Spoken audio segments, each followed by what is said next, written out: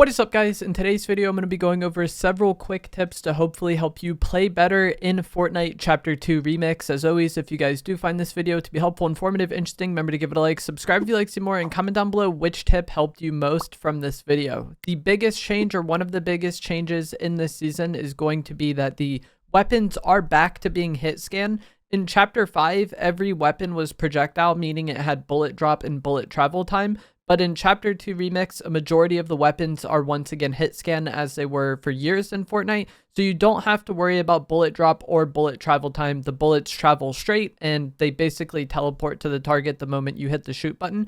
The only weapons in the current loot pool that are projectile are the harpoon in a way, the snipers, and the RPG. But like the regular AR, the SMGs, the pistol, the shotguns, all of those weapons are hit scan and you don't have to worry about bullet drop. One thing that will be much more of a factor this season than recent seasons is going to be Bloom. Bloom was already a part of the game in Chapter 5. This is with the third-person weapons where your crosshair expands as you shoot, and then your bullet basically can go anywhere within your crosshair.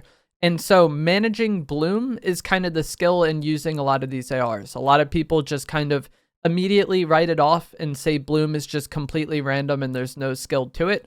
But the skill is minimizing this randomness, and you do this by managing the size of your crosshair based on how far away the opponent is. If they're very close to you, you could just full spray and you're still going to hit a decent amount of your shots. But if they're quite far away, you need to keep your crosshair rather small. That way your bullets have a high likelihood of hitting the opponent, because the further away the opponent is from you, the smaller they're going to appear, right? So when somebody is far away, you might want to tap fire, like shooting one shot at a time and then letting the dashes reset to center. That way you have basically constant first shot accuracy and the bullet will always go where the dot is. Or burst fire, maybe shoot a few shots and then let it reset and then keep doing that. Also, things like standing still and crouching will reduce your bloom. So if you want to be as accurate as possible, stand still, crouch, and tap fire. And basically you just need to change how you're shooting the weapon and change how you approach shooting the weapon based on the fight and based on the range of your opponent.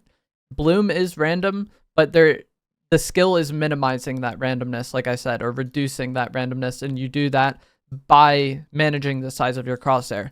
Because of Bloom though, the ARs are a lot more limited in effective range. And this makes snipers much better. Like, snipers were already good at times, but like I feel like with Bloom ARs, snipers have much more of a defined role in the game, because if somebody's like 100 meters away, you're not just going to like full melt them with an AR, you know? But that's where the sniper can really shine. So I feel like in this season, snipers are going to be really effective, and they're definitely going to be like sought after power weapons in the game. Just because of the natural like range limitations of some of the weapons because of the accuracy. So I would highly recommend picking up snipers and using those for long range fights.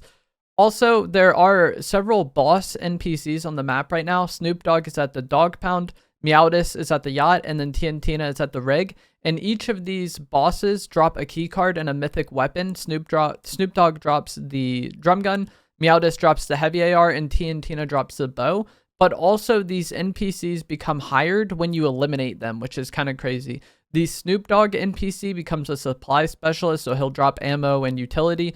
Meowtis is a heal NPC, so he'll splash you from time to time. And TNTina throws grenades. One thing that's interesting about TNTina's bow is that shooting the car with a bow actually damages the players inside of it if they are within the blast radius of the bow. If you guys played in Chapter 4 when the explosive repeater was in the thing and you could just like shoot at cars with the repeater and damage the people inside, the bow is the same way. So the bow is really good. Another thing that's kind of useful about these bosses is their guards, when eliminated, will also drop heals. So when you eliminate a guard, basically they go knocked, right? But if you finish the guard, they do drop heals. So if you're landing at any of these boss POIs or you just need heals, thirsting the guards is not the worst play. The Choppa is also currently in the loot pool. I don't know if it's supposed to be. This is a helicopter.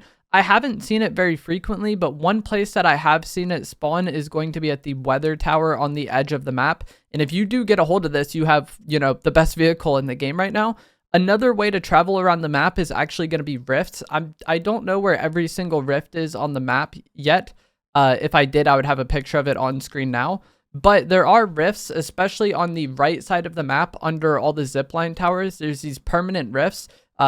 They're always there and they don't go away after being used. So if you are landing anywhere on the right side of the map, like maybe you go yacht and then steamy stacks afterwards, or you go dirty docks, or you go retail, taking advantage of these rifts can make your game a lot easier and make your rotations a lot easier.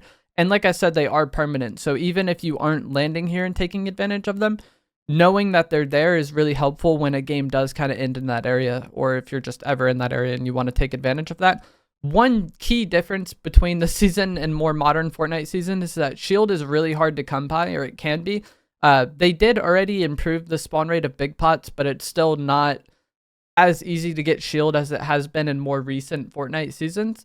And this makes playing the game a struggle at times, but it also makes griefing people more of a thing, I feel like. Like if you were playing last season, right, and you hit somebody 100, and then they got away with like the jetpack, the Shuri claws, the chainsaw, whatever mobility item they had, it felt like that damage was kind of pointless. You know, like you knew that person was going to be able to find heals and then get back to max health. But in OG, shield is a bit harder. So if you hit someone like 100, 150, and then they get away, it's not like they're automatically just going to be full HP when you run into them later on. They might have enough heals to get full health again, but a lot of times they're not going to. So even if you aren't able to get an elimination, damaging other players and kind of griefing them and making them waste their heals, I feel like is something that has a lot more value this season, because getting shield is harder, especially in endgame. If I hit like a body snipe on somebody, even if I'm not able to get that kill, I'm pretty happy that I did that just to make them waste heals for later on. If you are struggling to get shield, one place you might want to land is Slurpy Swamp. This POI has a lot of slurp barrels, and it also has slurp water that can heal you if you sit in it. But if you land Slurpy Swamp and get the barrels, you should be able to get full shield no problem, and then hopefully carry any additional shield that you find while looting the POI. Obviously, there might be times where you have to fight over it and then that shield gets wasted, but just having a lot of shield on the map, I feel like gives you a decent chance to like come out of there with a lot of shield. Another way to get heals that I feel like is going underrated by a lot of players, myself especially, is going to be fishing. Fishing is another way for you to find shield and not have to rely on like looting or chests. And if you find a harpoon, the harpoon instantly fishes a fishing spot. So if you find any of those circular fishing holes and you have a harpoon, you can just shoot it, quickly pull the fish. And there's a lot of water and a lot of rivers on this map. So odds are if you land at a POI, there's probably going to be water in between you and where you're going next. So if you find a harpoon, carrying that harpoon and then being able to have that to get the fish out of the water will make your game a lot easier. And like I said, this is another way to find shield and not have to rely on just, you know, opening chests and hoping you come by big pots. I feel like a lot of people are ignoring the harpoons. And with the amount of fishing spots on this island, you don't want to ignore them, I think, especially if you are struggling for shield. The fishing barrels do have a chance to drop the harpoon, but you can also just find it from regular looting, which is nice. And like I said, I was also kind of ignoring this the first day playing. I wasn't thinking about fishing much, but while sitting down to write this video, it came to me and I thought about it again. And I definitely will be using fishing more often in situations where I don't have shield. Another decent way to get shield is going to be the ghost or shadow chests. These have double utility spawns. So they drop one weapon and then 2 utility items. This can be like a Porta-Fort and heals. It could be double heals. It could be grappler. All of those items kind of take the utility slot. You can find these at the vaults, but there's also other kind of ghost and shadow hideouts on the map. You may need to scan to open the chest. You could do this by either disguising yourself at the phone booth that's there, or by knocking a guard and carrying it to the chest and scanning them.